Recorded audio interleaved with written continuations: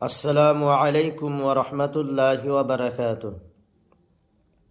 अन अब्दिल्लाहि बिन अम्रिन रदियल्लाहु अन्हुमा अन्न नबिय्य सल्लल्लाहु अलैहि वसल्लम क़ाल बल्लिगू अन्नी वलौ आया वहद्दिसू अन बनी इस्राईला वला हरज वमन कज़ब अलय्या मुतअम्मिदन ফালইয়াতাবাওয়া মাকআদাহু মিনান নার।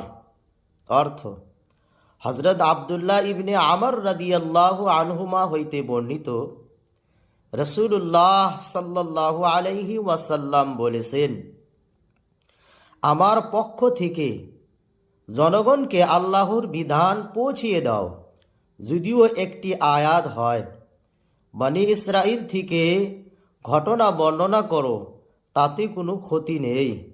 আর যে ব্যক্তি ইচ্ছাকৃতভাবে আমার প্রতি মিথ্যা বা জাল হাদিস আরোপ করল, সে যেন নিজ আশ্রয় জাহান্নামে বানিয়ে নিল।